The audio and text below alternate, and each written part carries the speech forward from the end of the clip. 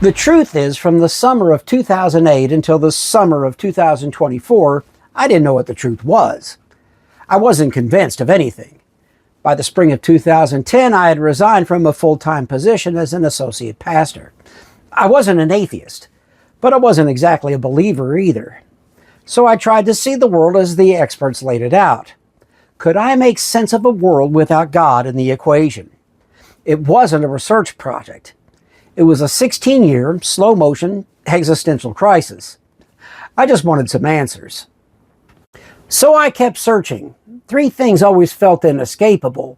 First, reality is concrete. There really is something rather than nothing. Second, this universe had a beginning.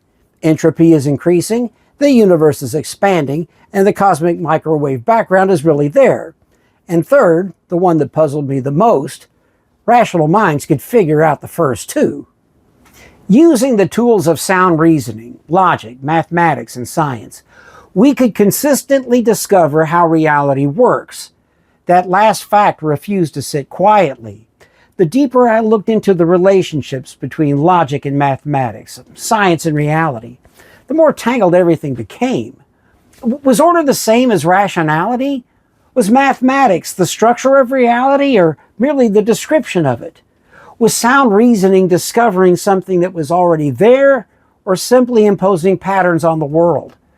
No matter how I turned the pieces, they would not fit. So let's return to the observation itself.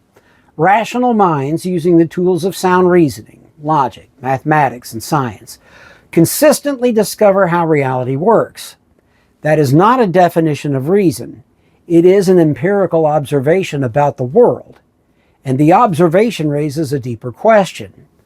What does the success of sound reasoning tell us about the nature of reality itself? And then the image finally clicked. Logic, mathematics, and science are can openers. And reality is one big, fat can. I had been staring at the opener trying to understand the tools themselves. But the point was never the opener. The point was the can. Physics, chemistry, cosmology, biology. Every time rational minds used the opener, another region of the can became intelligible. And there's still more can left to open. Quantum mechanics and its relationship to general relativity is just one example of that. Science does not move forward because we already understand reality. It moves forward because we expect reality to keep being understandable. We expect the opener to keep working. And again, it does. The repeated success of the can opener was telling me something decisive. Reality itself possesses a structure that sound reasoning is genuinely discovering. Reality is rational, but sound reasoning doesn't merely describe reality, it governs me. Once I see a valid argument, I can't simply decide the conclusion is false because I don't like it. Reason obligates. It tells me what I ought to believe. That ought doesn't come from me. It confronts me. Why should a mental activity possess that kind of authority unless it corresponds to something objectively rational outside my own mind? Just as the tools were telling me something about the can itself was beginning to tell me something about where the can came from. It is concrete. And every discovery made the can more specific. Not merely concrete, but finite. Extraordinarily low entropy, governed by an astonishingly precise set of constants, and structured in a way that rational minds could progressively uncover. The more specific the can became, the more it looked specified, and specificity points to intention, and intention points to agency. Someone will ask why the specification requires a mind rather than simply an unusual law or an unexplained regularity. But an unusual law still leaves the same question unanswered. Why this law, producing this degree of specification rather than any other? The inference to agency is simply the recognition that the more specified the pattern, the less satisfying it becomes to stop it. It just is this way. That is not a gap in the science. Science had already supplied the observations. I had simply followed the logic where those observations led. Concrete, finite, astonishingly fine-tuned for life, rational. The more I looked at that can, the more it looked like the product of a rational agent. And that was the moment the knot that had been tightening for 16 years finally came apart. Once I saw it, that was it. I was a theist. But not everybody sees it that way.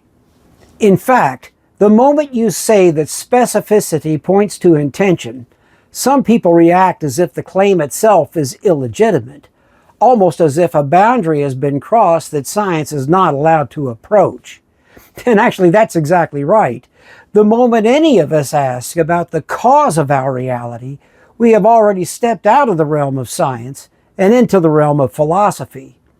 Once we reach the beginning, science no longer has any further subject matter to study. Now that the distinction between the can and the can opener is clear, the only alternatives to a rational agent as the source of this reality become fairly limited. And let me be plain, the logic only gets me as far as a rational agent. So far, all I know about that agent is that it produced a concrete universe with a beginning, an extraordinarily low entropy start, a precise set of fundamental constants, and a rationality built into its foundation. That combination is where I infer intention. That is what the evidence supports, and all it supports so far. Now consider the alternative. Our can is not merely specific. Every possible universe would be specific in the trivial sense that it has one particular set of properties. The better word is specified. This universe is specified for stable structure, an extraordinarily low entropy beginning, finely balanced constants, chemistry, stars, life, conscious observers, and rational minds that can progressively discover the rationality woven into reality itself. Now, some will say this is only an anthropic selection effect. Of course the universe looks finely tuned for life. We wouldn't be here to notice otherwise. But that response explains why we observe a life-permitting universe. It does not explain why a life-permitting, low-entropy, rationally intelligible universe exists in the first place. One alternative remains that does not require a rational structure. The cause is simply a brute fact. There is no further reason. The universe, or its generator, just is this way. And that's a possible stopping point. But it is not an explanation. It accepts the extraordinary specification without accounting for it. The more specified the effect, the less satisfying it becomes to say there is simply no reason it is this way. And then I notice something about the other alternatives to a rational agent. Except for that brute fact claim, they all require a rational structure. Plato's forms, the mathematical universe hypothesis, the Rulliad, any version of the multiverse. They all start with rationality. In a multiverse, the rationality is simply relocated, required of whatever generates universes, rather than of this universe itself. A rule-governed generator is still a rational structure.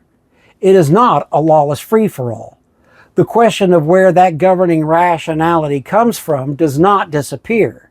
It only moves back one step. Let me back up for a moment. At the beginning of this journey, I couldn't tell whether rationality belonged to reality or only to us. After 16 years, I came to believe we weren't imposing it onto the can. We were uncovering something that had been there from the beginning. But when I followed the same rationality to the question of the cause, people told me I was now imposing it onto the source. That's the exact thing I'd spent 16 years trying to avoid. The evidence that convinced me rationality is objectively present in reality, not just in human minds, now led me to ask whether that rationality points beyond reality itself.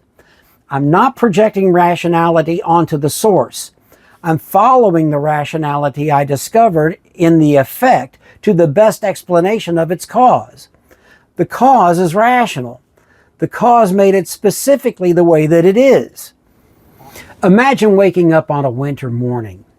You walk to the window and see fresh snow covering the ground. What do you think? It snowed last night. Now, could someone suggest alternatives? Maybe snowmaking machines drove through the neighborhood. Maybe someone trucked in thousands of tons of snow during the night. Those are logical possibilities. But no reasonable person says, since alternatives exist, I have no idea what happened. The evidence points to the obvious explanation, and that is the force of inference to the best explanation. And that is exactly what happened to me. I've looked at the various snow machines and the truckloads of snow. To me, none of them explains what I'm seeing better than the obvious inference. It takes a mind to recognize rationality. It takes a mind to follow it. It takes a mind to be bound by it. So why would I assume that rationality itself was something fundamentally mindless? A reasoning mind unlocks the rationality that is baked into reality because a reasoning mind put it there on purpose. In previous videos, I've shared some of the evidence we touched on today. The low entropy beginning of this universe and the extreme fine-tuning of its fundamental constants. And there are other lines of evidence that we didn't touch on. The engineered appearance of life and the sophisticated code-like information system in DNA. In future videos, we'll look at beauty and morality and historical events that point in the same direction. But as for the moment 16 years of doubt came abruptly to an end, the moment I became a theist, well, you had me at logic. Hey, if you know what's good for me, you'll hit that like button and subscribe. And leave a comment. I'd love to hear from you. See you next time.